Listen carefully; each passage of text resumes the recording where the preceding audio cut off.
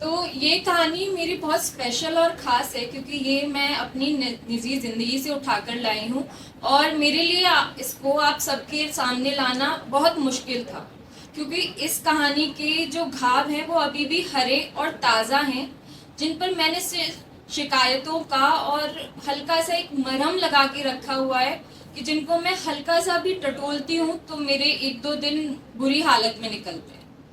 तो मैंने इस कहानी को इबादत इश्क इसलिए लिख दिया क्योंकि जब इश्क में इबादत मिलती है तो वो इश्क बच्चों जैसा मासूम हो जाता है।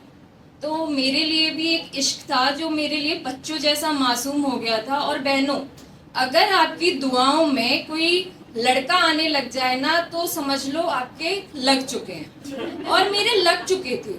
ये बात है कुछ दिसंबर 2022 की, जब मुझे एक लड़का पसंद आया। और इस कहानी को मैं अपनी कहानी बोलूंगी क्योंकि आज वो इंसान किसी और के साथ खुश है और मैं खुश हूँ उसके लिए। ऐसा मुझे कहना पड़ रहा है, मैं हूँ तो नहीं, लेकिन वो खुश है और मैं अपनी इस कहानी को खुद की बोलूंगी क्योंकि इसको मैंने निभाने के लिए पूरी कोशिश करी और मैं अभी तक निभा भी रही हूँ। चाहे वो जुदाई है लेकिन है कहीं ना कहीं। तो कहानी को स्टार्ट करने से पहले मैं 2 लाइन ज़रूर बोलूँगी कि मोहब्बत का शोर शराबा करके उसने इस मोहब्बत का इजहार किया और जब निभाने की बारी आई तो रिश्ते का भी लिहाज न किया। तो मेरी कहानी स्टार्ट हुई 2 साल पहले, जो हम 90s किड का सबसे बड़ा टिंडर हब है इंस्टाग्राम। तो रिक्वेस्ट एक्सचेंज हुई, हाय से बातें स्टार्ट हुई, हाय से चैटें आई, चैट नहीं चैटें आई, और चैटे से कॉल पर बातें, बातों से मिलना, और मिलने से भी ऐसा मिलना कि वीकेंड, कोई भी ऐसा वीकेंड नहीं था जिसमें हम मिलते नहीं थे। और फिर उसके बाद लड़कों में बातें फैली और उसके दोस्तों ने मुझे भाभी बुलाना स्टार्ट किया। अब इसके बाद वो मेरी लाइफ में ऐसा आया कि वो हवा की झोंके की तरह था और मैं सूखे पत्ते की तरह बस उड़ती चली गई उसके साथ। और बस क्या था, फिर मैं खुद को भूल चुकी थी। वो मुझ में था, मैं उसमें थी। बस हमारी कहानी स्टार्ट थी और इसी भावनाओं में बहते बहते हम पहुंचे अपने रिश्ते को स्टार्ट करने से पहले लैंसडाउन की वादियों में। और आप सर्च करना, लैंसडाउन में एक शिव मंदिर है। तो वहाँ मैं अपने शिव भगवान को बहुत मानती हूँ। मैं सोचा इस रिश्ते को स्टार्ट करने से पहले चलो वहाँ चलते हैं। तो वहाँ उन घने पेड़ों के बीच ताड़ के हरे लंबे पेड़ और वहाँ की हवाओं में कुछ अलग ही नशा था। मुझे लगता है शायद माँ पार्वती ने भोले शिव जी को पहली बार ही देखा होगा और कहा होगा कि आप मुझे पसंद हैं, क्योंकि मैं अपने पसंदीदा मर्द के साथ थी और मैंने उसका हाथ पकड़ा। मैंने बिल्कुल भी देरी नहीं की और मैं अपने भगवान के सामने जाकर खड़ी हो गई और बोला कि देखो, ये मेरे सामने खड़ा है ना, ये मेरा है। अब प्लीज इसको कहीं दूर मत जाने देना, ये मेरा लास्ट है। जो भी था ये, लेकिन ये मेरा लास्ट है, प्लीज इसे मत जाने देना अब मेरे पास से, ये मेरा है। और मैं पलट के उसके साथ चली गई। मैंने ये भी नहीं देखा कि मेरे भगवान ने पलटकर मुझसे क्या कहा।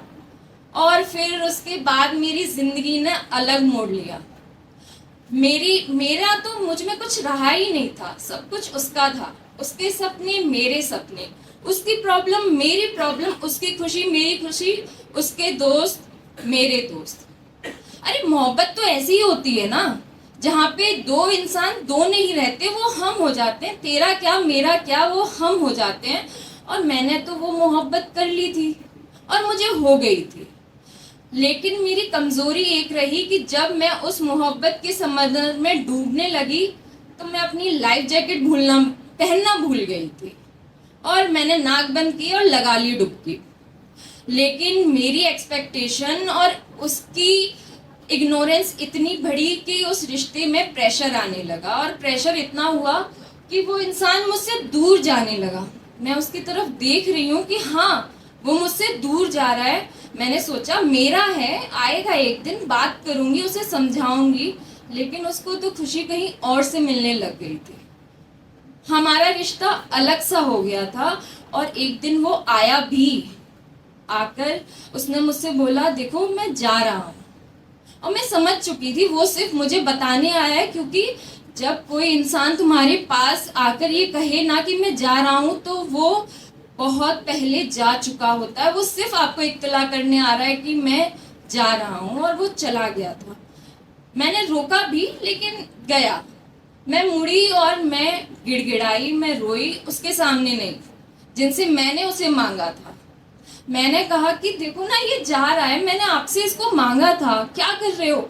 नहीं, मुझे नहीं, तकलीफ हो रही है, मुझे सीने में दर्द हो रहा है, ये जा रहा है, मैंने इसके साथ पूरी जिंदगी देखी है, अब ये चला जाएगा तो इसके बाद जाने के बाद तो मुझे जिंदगी मालूम भी नहीं है, मैं क्या करूंगी? और वो चला गया और वो रिश्ता टूट गया।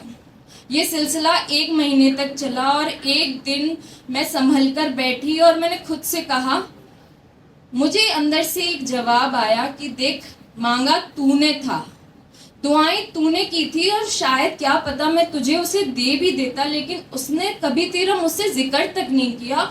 और उस दिन मैं संभल गई कि हाँ, शायद मैंने ही मांगा था, उसने कभी नहीं मांगने की कोशिश करी। तो जाते जाते वो कमबख्त इतना बता गया कि ज़रूरी नहीं कि कोई तुम्हें कमिटमेंट दे रहा है तो वो निभाएगा, तुम्हें भरोसा जता रहा है तो बरकरार रखेगा, तुमसे प्यार कर रहा है तो उसे निभाएगा।